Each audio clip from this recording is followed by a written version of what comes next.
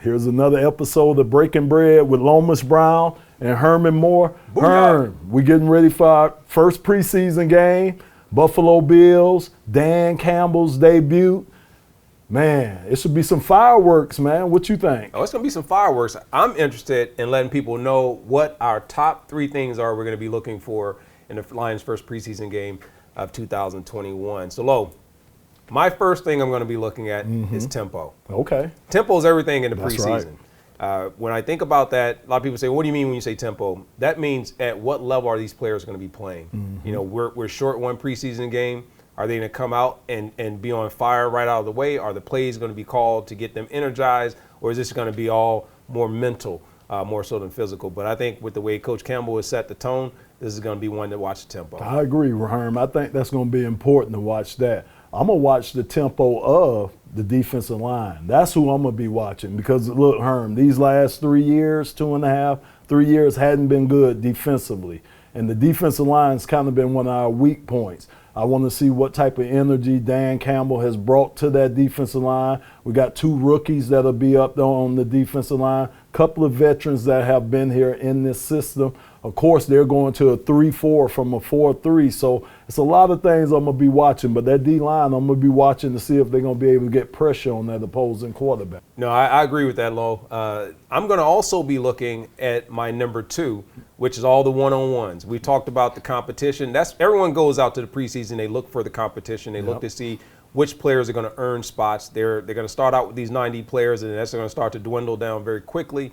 And now they don't have a lot of games that they can go out like before, and you wait to that last 4th game before you start making those final cuts. It's going to happen after 3. So this is what I'm going to be looking at, in particular, the receivers. Everyone's talked about the receiving unit. I'll be paying attention to really the receivers. I'll be paying attention a lot to the defensive backs. I know you're the boss when it comes to the interior linemen, but for me, the receivers have a lot of depth. These are big, tall players, but then you got only a handful of guys that are going to be playing in the slot position. But this is a team that's going to play big, and they're going to be looking for big plays that come out of a lot of unknown, unrecognizable players. But I think they're going to all be looking to make names for themselves. Yeah, Herm, they got a lot to prove. Pro Football Focus got them ranked as the 2nd worst receiving core in the whole entire league. So they got a lot to prove out there. For me, I'm going to be watching the quarterback battle. Not Jared Goff, but I'm going to be watching the 2nd string. Who's going to take that job, either Tim Boyle or David Blau. I think the competition is going to be right there. I kind of give David a little advantage right now because he has been in this system for a year or so. So he kind of knows what to do. Tim is just coming here fresh from Green Bay. He's been under Aaron Rodgers, though, so that's a great mentor to be up under.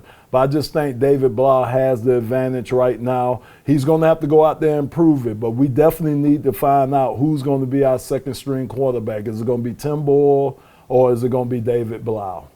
You know, I agree with that. I think the quarterback battle is one that gets overlooked at times, and because of the absence of Matthew Stafford, and now you have Jared Goff coming in, people don't realize that number 2 position becomes vitally important.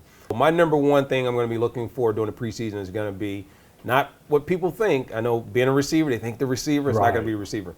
I'm looking at the offensive line. Okay. So these are the guys I'm going to be looking at because there's so much that's been said about them.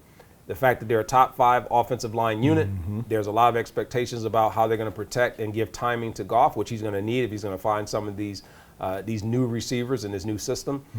But I think a lot of pressure is going to be put on them because if they don't perform, the pressure is going to fall back on the entire defensive unit. That's the way I see it. A lot of people are going to go the opposite way, but I think this offensive unit, this offensive line is going to mean that much to the success of this team in 2020. I agree with you, Herm, because, again, if we could keep them opposing quarterbacks on the sideline, you're right. That's a great point. Let that defense rest. I think they could be better. For me, I'm watching the secondary, Herm. Those defensive backs, Jeff Okudah, for 3rd pick in the draft last year, up and down year last year. Tracy Walker, up and down year last year. Will Harris at safety, up and down year. Those guys need to really step up. I think Amani Oruwariye, I think he's stepped up a lot. C.J. Moore. So they got some guys back there.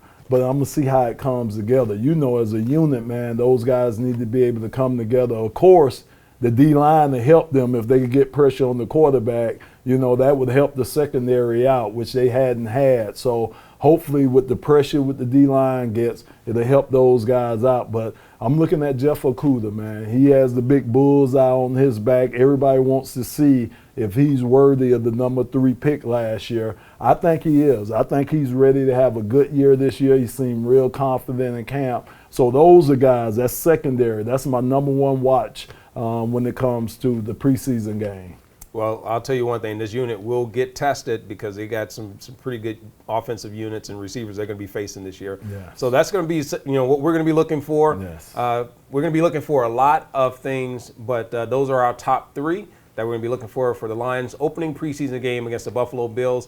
Hope to see you there. But that's it for Breaking Bread. I'm Herman Moore. He's Lomas Brown. We'll see you next time.